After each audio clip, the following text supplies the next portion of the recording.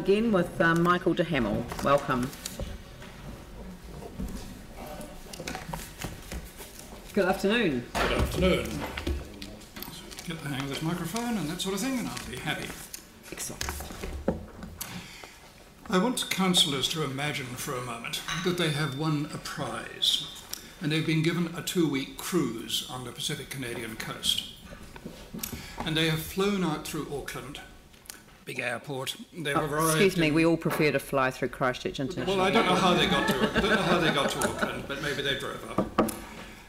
They arrive in Los Angeles and transfer to a smaller flight to Vancouver and go down to a big berth and get on board a large cruise ship. And it sets off, and they spend a night or two finding out how it all works and where the casino is and what cafes to avoid and discovering whether they feel seasick or not. And it calls into another port which has a container crane hanging over the berth and buses sitting on the concrete there waiting to take them to the local town, and they do, and they go and they have a cup of coffee which wasn't very good, and they get back on the ship. And then next day the ship calls into a charming little ex-fishing port with a little wharf, and it can't even berth there because it's too deep, so they have to get onto the ship's lifeboats to come ashore. And they get ferried ashore onto a wharf, and there is an idyllic little town with nice coffee available and souvenir shops so they can buy something for Auntie. And that's actually Akaroa. It is the ideal little cruise port.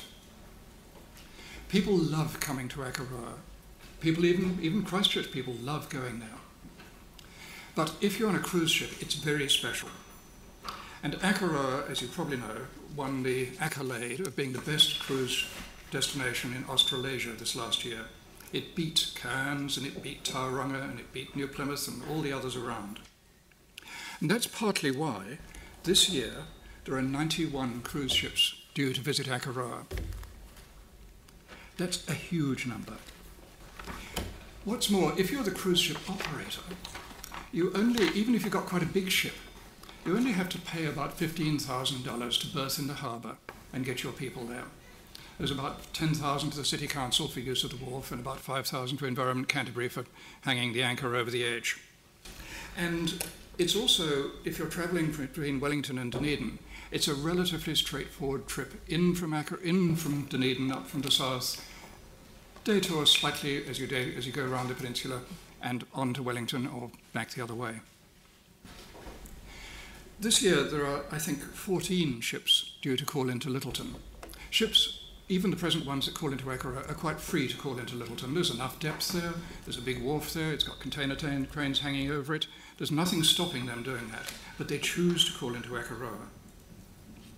The ship's engines, if they're coming into Akaroa, only have to run about 2 hours, 3 hours less than they would if they're going around the peninsula and calling into Lyttelton. That's, 8 or 10 tonnes extra fuel oil at how many $1,000s a tonne? I don't know. The accountants must love calling into Akaroa. It's so much cheaper. And if they call into Lyttelton, the port company charges and the use of the tugs and the pilot boat and everything else required mean that if they call into Lyttelton, they'll get charged something in the order of $100,000 on the port company's current charges. If there's a new berth in Lyttelton, and that berth is going to get paid off, and it's cost 60 million, and 60 ships visit a year or something, that's going to add another $100,000 to their cost of visiting Lyttelton. So they're going to be paying out towards $200,000 to visit Lyttelton, and still only $15,000 to visit Akaroa. Now, in Akaroa, there is a problem. There's a real health and safety problem with the surface of the Akaroa wharf. I don't know if you've been down it recently, but there are holes. If you're wearing high heels, you'll certainly trip. There are no handrails, there's no shelter from the southerly, there's no shelter from the nor'wester, there's no shelter from the sun. There's not even a sign saying, "Welcome to Christchurch and Canterbury." There's a little freezer panel shack at the end of the wharf that's the information office. There is a lot of road cones, which is your bus depot. It's not well organised. And yet, as I said, 91 cruise ships this year. It is urgent that something be done. At the same time, the consents have not all been processed yet for the cruise berth in Lyttelton. There's still a bit of dredging consent required before the port company can even think of starting to build it or finish designing it.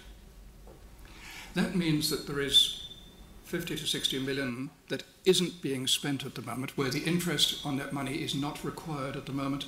I don't know how that is being financed. I haven't been able to find out. I think it's the City Council underwriting or saying that it will accept lower dividends from the port company, effectively.